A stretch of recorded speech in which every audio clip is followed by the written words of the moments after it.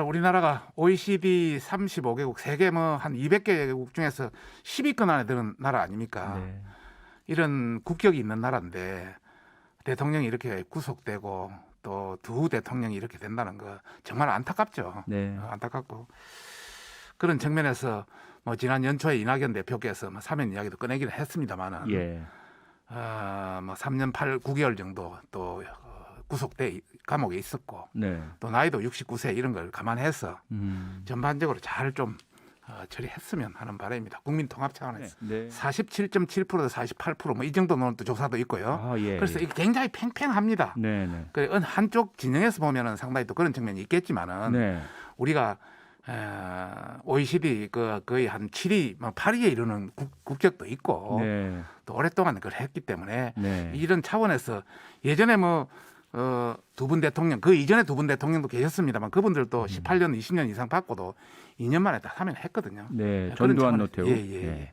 여당에서 그런 이야기가 많이 나왔죠. 예. 또 최고위원회에서 본인의 반성들이 먼저다 이렇게 이야기가 나왔죠.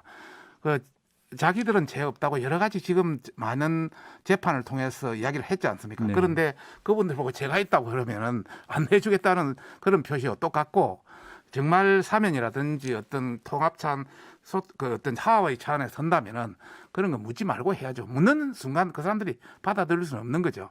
그런 차원에서 말씀드리고 싶습니다. 네. 그 지금 이 문재인 정부 들어서 여러 가지 뭐 정치 굉장히 국회에서도 많은 부분을 통과했습니다. 네. 그런 거 보면 어떤 때는 여론이 나빠도 자기들이 통과해야 될 거는 통과했으면서 또 이런 거는 여론을 보는 간 보는 정치를 하고 있기 때문에 굉장히 저희들은 그렇게 안 했으면 좋겠다. 뭐 어차피 그 대통령께서 연초에 네. 국민 통합 이런 통합 또 뭐 간용 배려 이런 차원의 말씀도 하셨기 때문에 네. 그런 차원에서 생각해야 하는 것이 좋지 않겠느냐 하는 의견입니다. 네. 사면 지금 이 정부 들어서 24번의 부동산 정책을 발표했지 않습니까? 그러면 부동산이 굉장히 안정화되고 여러 가지 돼야 되는데 네. 지금 부동산 전체 시장이 굉장히 붕괴돼 있고 또 하나 어찌 보면 패닉 상태에 들어가 있습니다. 이런 걸 보면 굉장히 불안정한 상태다 볼 수밖에 없고요. 네. 구체적으로 보면 뭐 길어지니까 간단히 세 가지로 요약하면은 예. 지금 집값이 3년 사이에 그 55% 서울이 급등했습니다. 네. 이 어느 정부에도 이런 게 없었거든요.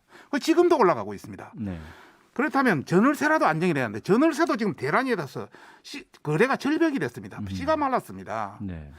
그다음에 그래서 세금 폭탄이니까 죽겠다고도 난리고 이런 여러 가지 관점에서 보면은 부동산 시장이 굉장히 지금 불안정한 상태다. 네. 이렇게 말씀드릴 수 있습니다. 그러니까 집값이 크게 뛰었고 특히 수도권 중심으로 그렇습니다. 그다음에 특히 전월세 서울 시장이, 중심으로. 예, 매물도 부족하고 값도 많이 뛰었고. 예, 네. 살래야 살 수도 없고 전세를 구할 수도 없고 예. 젊은이는 아예 그냥 연끌을 다 끌어모아도 아하. 서울에 집을 마련할 수도 없고 이래 안 되잖아요. 네. 사례가 다 끊어졌는데. 네. 게다가 세금은 폭증했고 폭증했고. 세 가지로 요약을 해 주셨습니다. 그래서 국민의힘에서 내놓은 부동산 대책이 6가지입니다. 크게 봐서 네. 6가지 좀 간단하게 요약을 해 주실까요? 예. 우선 뭐 첫 번째는 재개발 재건축을 활성화해서 공고를 많이 늘리자는 거고요. 네. 두 번째는 이제 도심 어떤 여러 가지 대규모 택지를 확보해서 공공용지, 공공의 어떤 그런 차량 기지위라든지 뭐 도로 위라든지 이런데 네. 그 어떤 임대주택을 많이 늘리자는 거고요. 세 번째는 양도소득세 중과세를 폐지하자. 그래 거래를 좀 활성화시키자 이런 차원이고요. 네. 그다음에 교통난 해소를 시키자. 그다음에 공시지가 제도도 좀 근본적으로 개선하자. 지금 너무 뛴다. 그 외국 같은 데는 뭐 6% 1년에 6% 이상 못 뛰게 그런 제한 제도도 있거든요. 네, 네. 그다음에 무주택자의 어떤 여러 어떤 융자 이런 구입 지원 관련해서도 여러 DTI, LTV 이런 게 문제가 있다. 네. 적절히 어떤 현실에 맞게 맞추자 이런 6가지를 발표했죠. 네. 지금까지 우리 중앙당에서 네. 부동산 대책 특별위원회가 있었습니다. 예. 거기서 계속 지금까지 연구해 왔던 것을 음흠. 축약해서 이제 말씀드린 것이고요. 아하. 우리 어떤 보궐선거의 공약 차원이라면 네. 지금 양도소득세라든지 공시가격이라든지 DTI, LTV라든지 이런 거는 전부 정부에 해당되는 사항이거든요. 네, 네. 그렇죠. 그래서 우리는 좀 더 구체적으로 서울에 맞는 그런 공약을 별도로 발표할 예정입니다. 아, 그럼 별도로 선거경은 별도로 하시고 뭐 이 범위 내에서 음흠. 상당히 같이 연계돼 있겠죠. 네. 좀 더 우리는 구체적인 장소에 구체적인 물량을 가지고 구체적으로 들어간다. 네. 제가 서울시에서 뭐 오래 있었고 또 구청장도 했고 누구보다도 현재 시정에 밟지 않습니까? 네. 지금 예를 들어서 뭐 그 일반 주거지기 1종이 150%, 2종이 200%, 네. 3종이 250%입니다. 네. 이것을 갑자기 400%나 600% 올려버리면 이건 완전히 그 서울 전체가 투기장화 돼버립니다. 예, 그 지역 로또가 일대가 뭐 돼버리죠. 엄청나게 높아버리죠. 네. 이거는 그 뭐 책상 위에서는 할 수 있는 소리고요. 그러니까 아마추어 소리고요. 저희들이 만약 내가 앞으로 발표한다면은 최대 한 100% 정도 단계별로. 단계별로. 만약에 이거 200% 300% 올려버리면 완전 엉망돼버립니다. 네. 전체적인 구조가.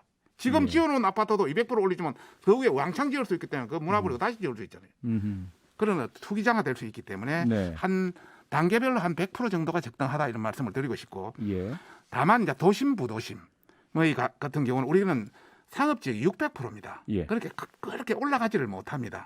예를 들어서 동경 같은 경우에는 2000%까지 허용합니다. 네, 상업지역. 예. 우리는 600%에서 우리보다 3배 더 허용하죠. 네. 예를 들어서 뉴욕의 뭐 맨하탄 같은 곳도 1800에서 허드슨강 주변 허드슨 야드 프로젝트라는 데는 3300%까지 허용합니다. 네. 그러다 보니까 맞추려고 올라가는 거죠.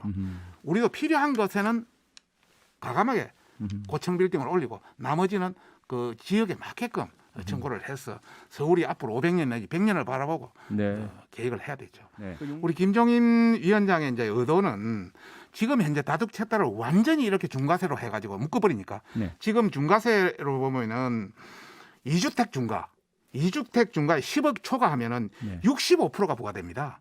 그다음에 3주택 중과는 75%가 부과. 거의 완전히 국가에서 뺏어갑니다. 예. 그러다 보니 이건 너무 세다. 그러다 보니까 지금 집을 내놓지 않습니다.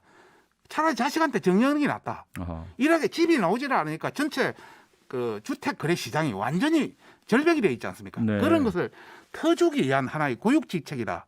이런 말씀을 드리고 싶고 이걸 뭐 완전히 그거 하는 건 아니고 예. 일정 시간을 두고 하는 것은 좋겠다는 이야기고요. 네. 참고로 민주당 의원들도 예를 들어서 김진표 의원 같은 경우는 양도소득세 중과세나 한시적 감면 이런 거 주장했고요.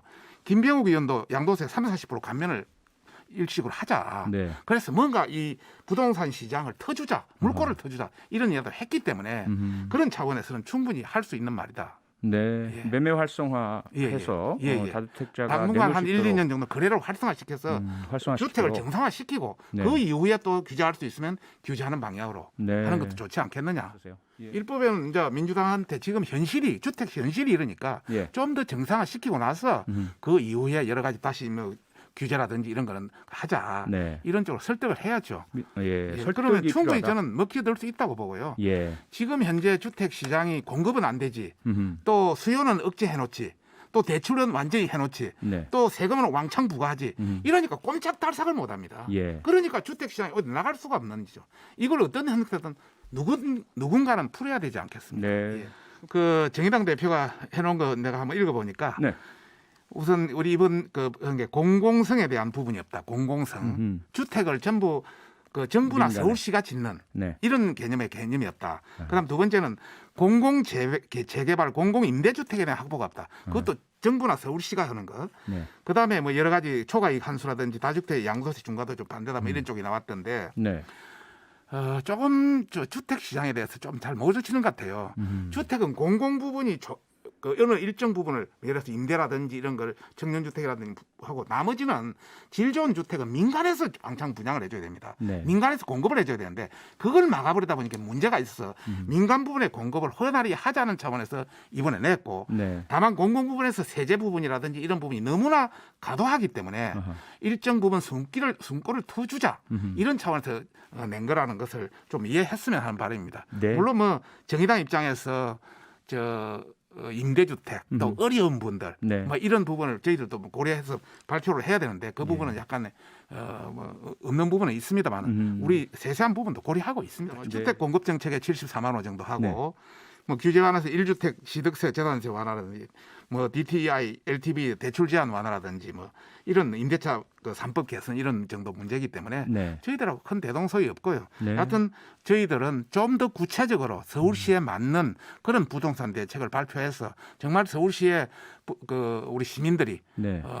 사다리를 타고 올라갈 수 있도록 젊은 사람은 사다리를 타고 올라가고 네. 또 좀 어려우신 분은 임대주택을 통해서 확보하고 네. 또 있는 분은 진짜 살고 싶은 주택을 찾을 수 있도록 그런 어떤 정책을 추진해 나가겠습니다.